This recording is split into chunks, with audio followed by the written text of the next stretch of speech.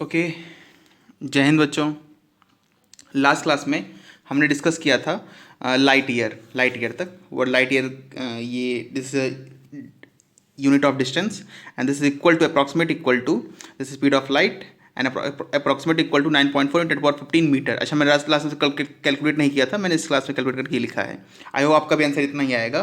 किसी ने कमेंट किया था कि सर ये 9 इंटू कहा कि सर मेरी बुक में 9.4 × 10⁻12 दिया हुआ है, तो ठीक है वो सही है, लेकिन वो किलोमीटर में होगा। यहाँ ध्यान दीजिएगा, ये मीटर में है। अगर किलोमीटर में लिखूंगा तो इसमें 10⁻3 रिड्यूस करूंगा। मतलब अगर आप ऐसे कहूँ कि मान लीजिए मुझे इसी चीज़ को कन्वर्ट करना है किलोमीटर में, तो let's say I am want to convert this into kilometre. तो सिंपल, हमें क्या करना है, हमें मीटर से किलोमीटर में कन्वर्ट करना है। तो व्हाट इज द, तो हमें इसके फैक्टर से मल्टीप्लाई करना होगा और इसके फैक्टर से डिवाइड करना होगा। इसका फैक्टर 1 है, मतलब इसको मैं मल्टीप्लाई करूंगा 1 से और डिवाइड करूंगा 10⁻3 से, और रेस्ट जो ये पूरा मल्टीप्लाई इधर भी होगा। तो 9.4 into 10⁻15 into 1 upon this. So this will come as 9.4 into 10⁻12 kilometre. I hope ये आपको विजुअल होगा। 12 किलोमीटर। ओके, और मैंने कुछ क्वेश्चन भी दिए थे सॉल्व करने के। दिस इज द, ये 3 क्वेश्चन मैंने दिए थे, इसे सॉल्व करते हैं फिर आगे शुरू करते हैं डायमेंशन। ओके, आई होप आपने सबने आंसर निकाला होगा और सबका आंसर लगभग सही आया होगा। देखते हैं क्या आंसर है। एक्चुअली ये टेबल है, इससे रेफर करके मैंने कहा था। ओके, सो मुझे 1 मिली एम्पियर टू कन्वर्ट करना है how many giga ampere. So I will divide it by giga, means 10⁻9 factor of 9 and multiply by milli, that is 10⁻³ So this will come as 10⁻⁻12 giga ampere. I hope आप सभी लोगों का answer इतना आया होगा। Next one, centimetre to mega metre, तो we will multiply 5। Okay, तो 5 से पहले यहाँ मल्टीप्लाई कर लीजिए। सेंटीमीटर, तो सेंटीमीटर के फैक्टर से मल्टीप्लाई करेंगे, तो सेंटीमीटर फैक्टर मल्टीप्लाई करेंगे तो यहाँ पर होगा 10⁻⁻2, और मेगा के फैक्टर से डिवाइड करेंगे तो यहाँ होगा 10⁻, this will be +6। So this will come as 5 into 10⁻8 mega metre. I hope आपका आंसर इतना आया होगा। 10�5 microgram to how many centigram, तो 10�5 इंटू माइक्रो से मल्टीप्लाई करें 10⁻6, और सेंटी का फिर सी से में डिवाइड 10⁻2, सो दिस विल 10⁻4। अच्छा, इसे थोड़ा सॉल्व करना होगा हमें। तो अगर आप ध्यान दें तो इसको जब मैं कैंसिल करूंगा तो यहाँ पर आएगा 10⁻4 और 5 - 4 1, क्योंकि जब मल्टीप्लाई होते तो पावर ऐड होते हैं आपके मल्टीप्लिकेशन में, तो 5 - 4 1, तो this will come as 10 centigram. I hope आप सभी का आंसर इतना आया होगा। कोई डाउट है इसमें तो आप मुझे कमेंट पूछ सकते हैं, या कैसे भी आप मुझे पूछ सकते हैं। ओके, अच्छा, इस फॉर्मूले में ये जो फॉर्मूला मैंने बताया था, अगर आपको इसे याद रखने में डाउट हो रहा है तो ऐसे याद रखिएगा, factor of X unit upon factor of X is equal to Y unit upon factor of Y. मतलब कि ऐसे X unit upon factor of X is equal to Y unit upon factor of Y. ऐसे मतलब याद रखने के लिए ये हेल्पफुल होगा, मतलब डिवीजन है, दोनों का डिवीजन सेम होगा। Okay, now let's begin the discussion on dimension.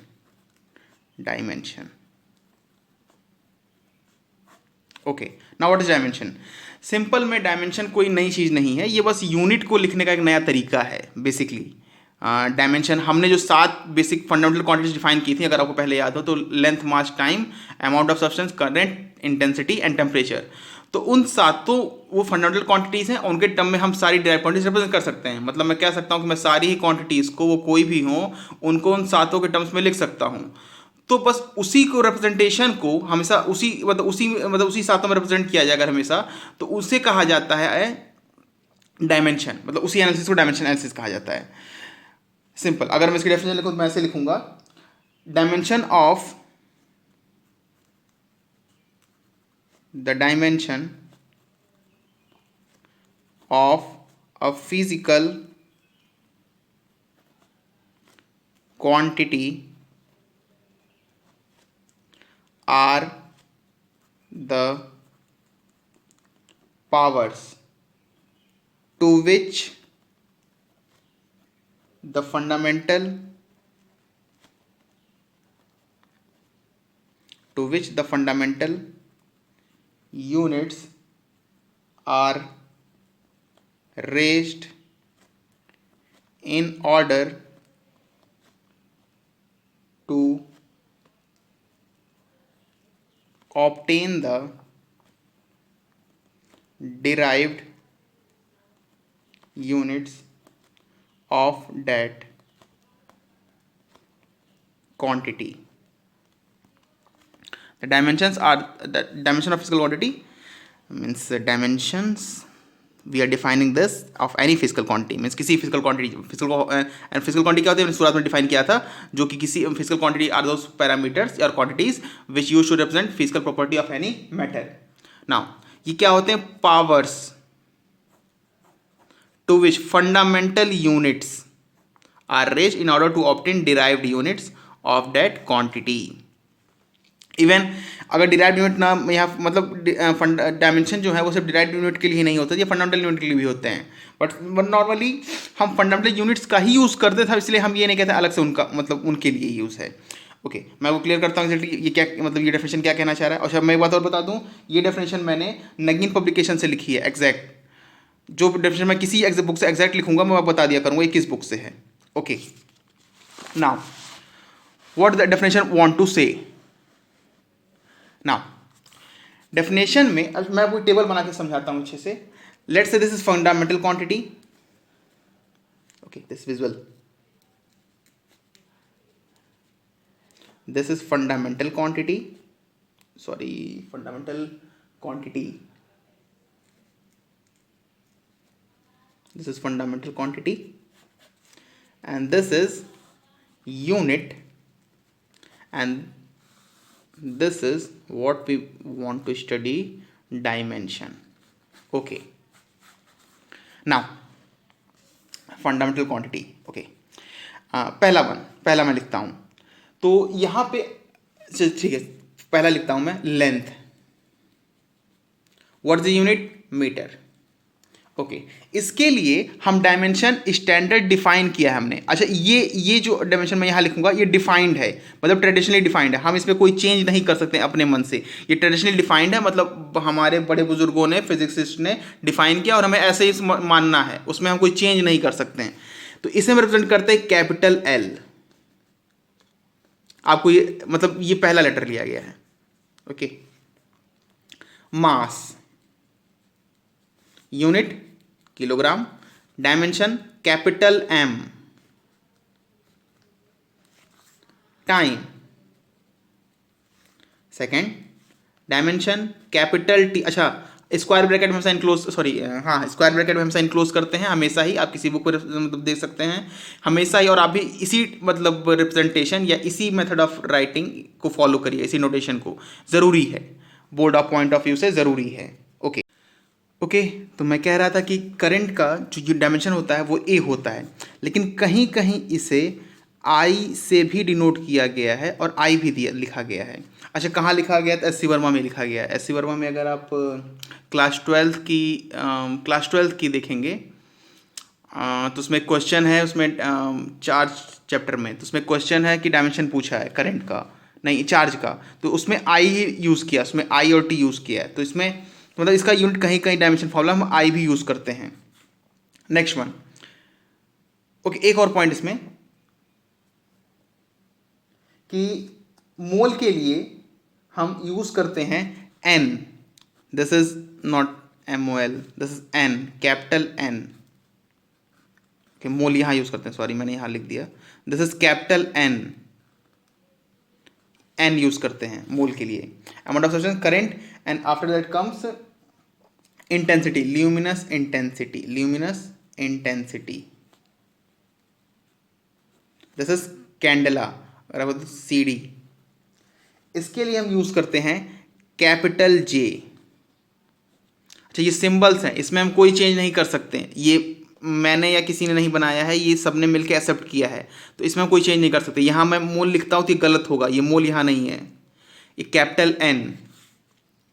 Okay this is next one is temperature and the unit is Kelvin, capital K. And for this we use capital K and we also use theta, as like theta.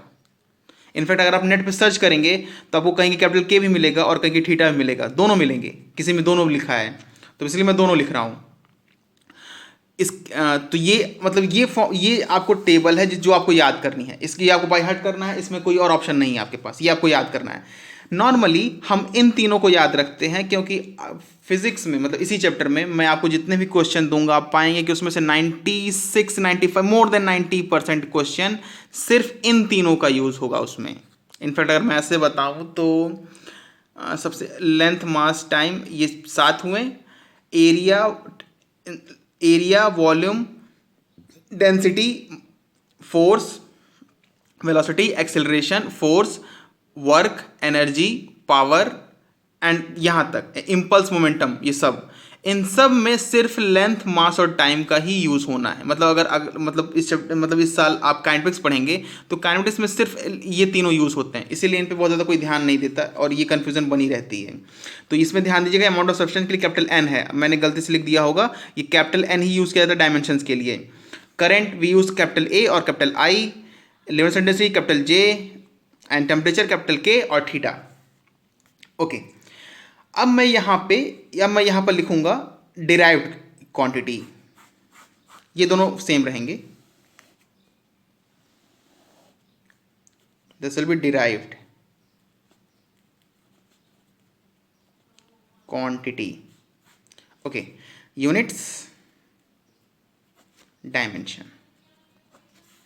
Okay, let me right full dimension. अब मैं यहाँ से बहुत सारे लिखता जाऊँगा जिसमें आपको, अच्छा मैं यहाँ फॉर्मूला भी लिखूंगा, मैं चूंकि अगर आपको डायरेक्ट से डायमेंशन नहीं निकाल पाते हैं शुरुआत में तो डोंट वरी, मैं यहाँ पे डायरेक्ट क्वांटिटी लिखूंगा और उसका फॉर्मूला भी लिखूंगा ताकि इसके टर्म्स में, और आप उस पर पुट करके निकालते जाएंगे। मैं शुरुआत में 2 क्वेश्चन सॉल्व भी कर देता हूँ। First one is area, this is length into length, so it unit will be, okay let me right, मैं इसे लिखता हूं तब तक आप सोचिए ये क्या होगा। Next one is volume, this one also length into length. Next one density, this is mass by volume. Next one velocity. अच्छा एक बात और बता दूं, यहाँ पे वेलोसिटी और स्पीड दोनों एक साथ लिख देता हूं, अगर आपको डाउट हो रहा है तो आप इसमें बीच में लाइन ड्रॉ कर सकते हैं, डोंट वरी। अच्छा, वेलोसिटी और स्पीड, अगर आपको थोड़ा बहुत याद हो तो आपने पढ़ा होगा क्लास 9th में कि velocity is vector quantity, speed is scalar quantity, but dimension के टर्म्स में वेक्टर और स्केलर में कोई अंतर नहीं होता क्योंकि डायमेंशन में कोई डायरेक्शन इंक्लूड नहीं कर रहे हैं हम लोग, इसलिए मतलब दोनों के लिए सेम, दोनों का डायमेंशन सेम होगा, उसे कोई फर्क नहीं पड़ता। एक और पॉइंट, लास्ट मतलब लेक्चर 1 में ही शायद मैंने क्लासीफाई किया था फिजिकल क्वांटिटी को 2 पार्ट्स में, first one is base quantity और fundamental quantity and second one derived quantity, और सप्लीमेंट्री मैंने ऐड किया था बाद में। तो दोनों मतलब जो 2 क्लासिफिकेशन हमने किए हैं बेसिस पे, वो इस बेसिस पे है कि इंडिपेंडेंट कौन सी क्वांटिटी से और डिपेंडेंट कौन सी, और इंडिपेंडेंट कौन सी फंडामेंटल और बेस क्वांटिटी से इंडिपेंडेंट कहते हैं और डिराइव्ड क्वांटिटीज को डिपेंडेंट कहते हैं, ये फंडामेंटल डिराइव्ड। सप्लीमेंट्री भी होते हैं रेडियन स्टेरेडियन। अच्छा मैं एक बात और बता दूं, अच्छा ठीक है मैं अभी आगे नोट में लिख दूंगा।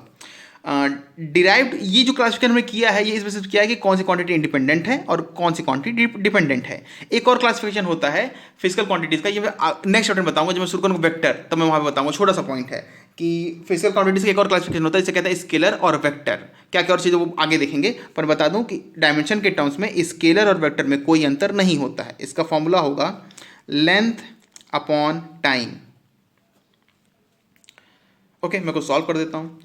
तो आई होप आपने इसका आंसर निकाला होगा लेंथ का, तो का metre into metre that will metre square. आप चाहे तो मीटर इंटू मीटर 2 बार लिखें, फिर इसको इंटू मीटर स्क्वायर लिख लें, कोई प्रॉब्लम नहीं। डायमेंशन विल बी लेंथ, अच्छा मैं बस एक में करूंगा ऐसा, आगे नहीं करूंगा, length dot length, now it will be written as length square. I hope this will be clear. Now,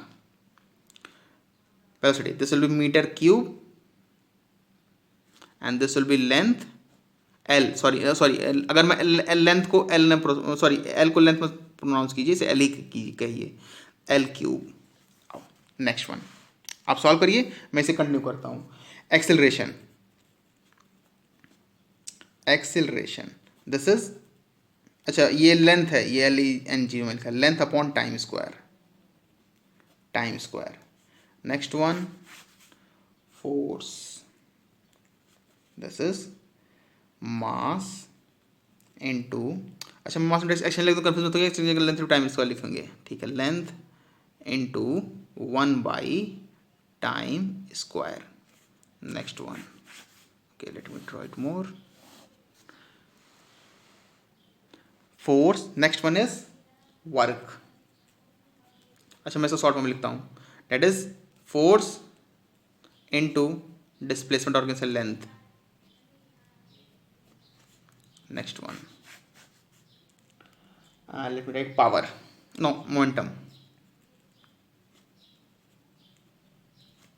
that is mass into velocity. Next one power. एक और आप लिख देते हैं, ये लास्ट होगा एनर्जी, सॉरी प्रेशर. ओके ये जरूर नहीं, ये सॉरी मैं एक बात और बता दूं कि यहीं तक नहीं है. एग्जाम्पल मैंने पहले बताया, डायरेक्ट क्वांटिटी यहीं तक नहीं है. ये क्वांटिटीज आपकी हैं 41 तो बुक में लिखी हैं जो आपको मतलब पढ़ना है. लेकिन प्रॉब्लम ये है ना, अगर मैं सब सारी लिख दूंगा तो आप क्या सारी याद कर पाएंगे? नहीं. क्या सारी आपको समझ में आएंगी? नहीं. तो इतनी आपने पहले देखी है, इसलिए मैं इतनी लिख रहा हूँ और इस पर हम सॉल्व करेंगे. इसके अलावा बहुत सारी क्वांटिटीज आप चाहे बुक को रेफर कर सकते हैं, पर एक साथ देखने से कोई कन्फ्यूजन नहीं होता है, कोई बहुत समझ में मतलब नहीं आता. तो और सबके मुझे फॉर्मूला लिखने तभी आप लिख पाएंगे, ये बात भी है, आपको फॉर्मूला याद भी नहीं होगा. तो इसलिए तो फॉर्मूले से अगर आप निकाल पा रहे थे, समझिए आपको चैप्टर सही में समझ में आ रहा है. अगर फॉर्मूले के बाद आपने निकाल पा, समझ लीजिए कुछ प्रॉब्लम है कहीं पर. ओके पावर का मैं लिख देता हूँ. This is work per unit time, work upon time. Pressure is force upon area, force upon area. I hope okay. If you want you can pause the video और आप फिर आंसर चेक कर सकते हैं. मैं सजेस्ट करूंगा आप यही कीजिए. मैं आंसर लिखता हूँ. Mass upon volume, mass is kilogram, volume is metre cube. अच्छा मैं अपॉन में नहीं लिख रहा हूँ, this is metre -3, kilogram metre -3 and this will come as, देखिए मास के लिए मैं यूज़ करूंगा, किलोग्राम के लिए मैं यूज़ करूंगा M, या मास के लिए यूज़ करूंगा M, capital M. And metre के लिए मैं यूज़ करूंगा लेंथ L -3. ठीक है. अगर आप चाहते हैं टी पावर 0 लिख सकते हैं, बुक में लिखा रहता है, पर मैं ऐसा सजेस्ट नहीं करता क्योंकि फिर यहाँ भी लिखिए फिर यहाँ भी लिखिए, पूरा हेक्टिक हो जाएगा. तो मैसेज जो पावर 0 है अंडरस्टूड है. ठीक है. फिर टी ही क्यों, J K A जितने लिखे सबके पावर 0 बढ़ा दीजिए. ठीक है. तो ठीक है. Okay length is metre, time inverse, तो second metre second inverse. Okay, this is S. Length we use L. For time we use T. And time power -1 है, तो यहाँ पे होगा ये -1. I hope this will be clear. Acceleration. This is meter second -2. Mass. Sorry. Confuse M से mass में confuse मत होइएगा. Length is metre, so length for length we use L. And time square, तो टाइम -2. ठीक है. Okay आप use to हो जाएंगे, LT -1 LT -2 वेलोसिटी का, फिर सारे आप मतलब अभी आपको यूज टू हो जाएंगे कुछ दिनों में. अगर आपसे 2-3 बार सॉल्व करेंगे तो आपको पूरा याद हो जाएगा. इसमें कोई बहुत नई या बहुत हमने रॉकेट साइंस नहीं लगाई है, सब ईजी है. मास, लेंथ एंड अपॉन टाइम, तो इसमें मास किलोग्राम होगा, ये मीटर होगा, सेकंड -2 होगा. ध्यान दे थोड़ा ऊपर से नीचे, तो मैं इसको लिखता हूँ मास इंटू एक्सेलरेशन. ठीक है. तो सिंपल क्या कर रहा हूँ, ऊपर मतलब इसमें मुझे किलोग्राम मल्टीप्लाई करना है, तो ज़्यादा इजी है. तो देखिए ये तो रहेगा ही, मास और आएगा, तो mass length for metre second -2, this is T -2 I hope आप सभी लोग को समझ में आया होगा। कोई डाउट हो तो आप पूछ सकते हैं, और आई होप अगर आपने पॉज करके सॉल्व किया होगा तो आपका आंसर ये सही होगा। वर्क, फोर्स एंड डिस्प्लेसमेंट, तो फोर्स ऊपर है ही, डिस्प्लेसमेंट बस एल और जोड़ना है, तो simple, this is kilogram metre square second minus 2, simple M L square T minus 2। I hope आपका सही होगा। ये इजी है, mass into velocity, this is kilogram metre second minus 1, तो मास लेंथ, अगर एकदम कंफ्यूजन आपने एम की जगह लिख दिया तो कोई बात नहीं, सिली मिस्टेक्स होती हैं। टाइम माइनस, सॉरी मुझे ब्रैकेट कर लेते हैं पहले, कोई दिक्कत नहीं, अगर अंदर पावर चला गया तो भी ठीक है। M L T minus 1, simple यहाँ से देखें, एक और मास इंटू वेलोसिटी होता है ना, तो यहाँ देखिए वेलोसिटी आपको दिख रहा है, इसमें से मास मल्टीप्लाई करना है, तो एम मास के लिए एम यूज़ करते हैं, M L T minus 1, M L T minus 1। Okay, I hope आप समझ रहे हैं मैं कैसे समझाना चाह रहा हूँ। वर्क अपॉन टाइम, तो वर्क ये है, टाइम से डिवाइड करना है, तो this kilogram metre square second minus ये है minus 3, this is M L square time minus 3। Pressure, pressure is force upon area, pressure is force upon area, and for force we use this one upon area, मतलब metre से multiply करना है, तो ठीक है, kilogram metre second minus 2 upon metre square. I hope ये confuse मैं नहीं कर रहा हूँ, तो ये कैंसिल होगा, तो आप ध्यान देते ये होगा kilogram metre inverse second minus 2। कहीं डाउट हो बुक रेफर कर लीजिए, आपके पास बुक का पीडीएफ होगा या एनसीईआरटी का पीडीएफ होगा, तो आप उसे रेफर कर लीजिए। या फिर मैं आपको एक, ठीक है, कोई डाउट होगा तो आप पूछ बता सकते हैं, मैं एक मतलब ये आपको नेट पे भी अवेलेबल मिल जाएगा। Okay, next one is dimension. Dimension pressure का अगर मैं लिखेंगे तो ये होगा, this will be M mass, length पे -1 है तो दिस एल -1, और टी पे -2 है, सो दिस इज टी -2। इसी पूरे को कहते हैं डायमेंशन एनालिसिस, सॉरी मतलब डायमेंशन फॉर्मूला सारे का। तो डायमेंशन फॉर्मूला फंडामेंटल क्वांटिटी के लिए होता है, डिराइव्ड क्वांटिटी के लिए होता है, पर ये फिक्स फाइन होता है, ये हमने एक्सेप्ट ही किया था, ये नहीं है इसमें कोई लॉजिक हमने लगाया है, लेकिन ये लॉजिकली आया है, ये हम मतलब ये सारे डिफाइंड है, ये हमने मतलब ये डिफाइन किया तो ये अपने आप डिफाइन हो गया। आई होप इतना आप सभी लोग क्लियर हुआ होगा।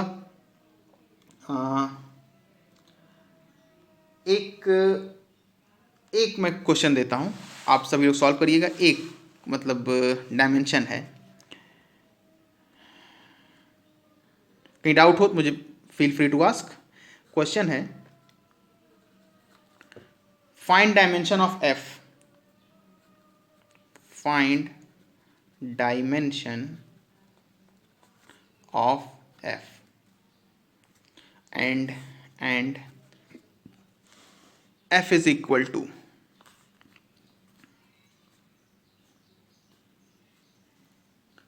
F is equal to capital G M1 M2 R square, ये मतलब आपको बताया गया है, और ये भी बताया गया है कि कैपिटल G का डायमेंशन है M -1 L cube T -2। M1 और M2 के डायमेंशन सेम हैं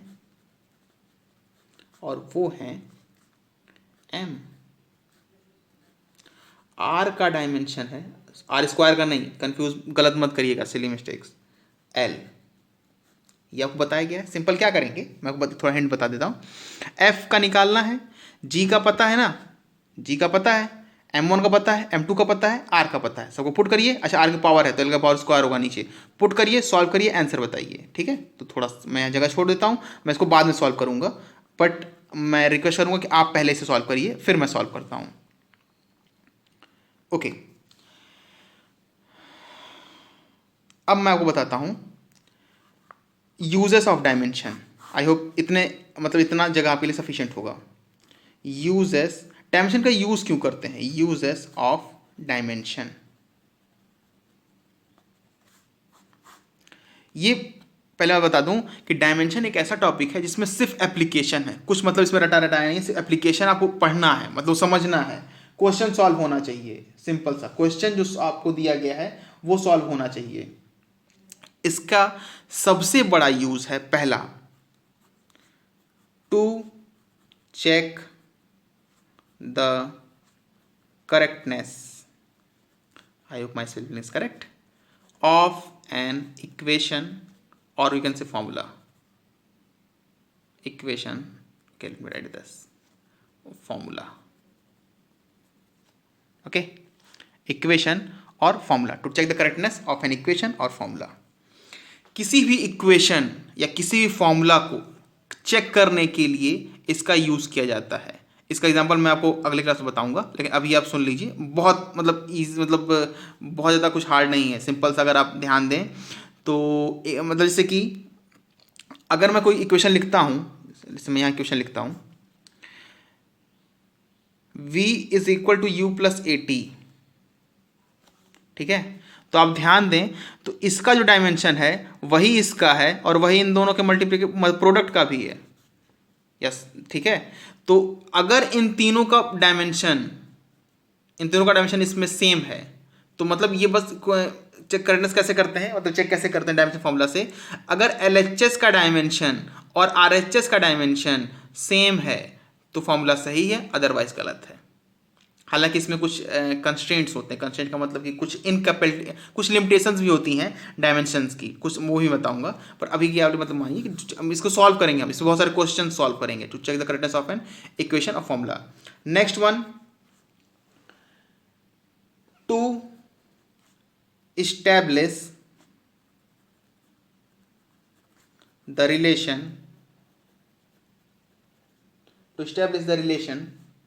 among various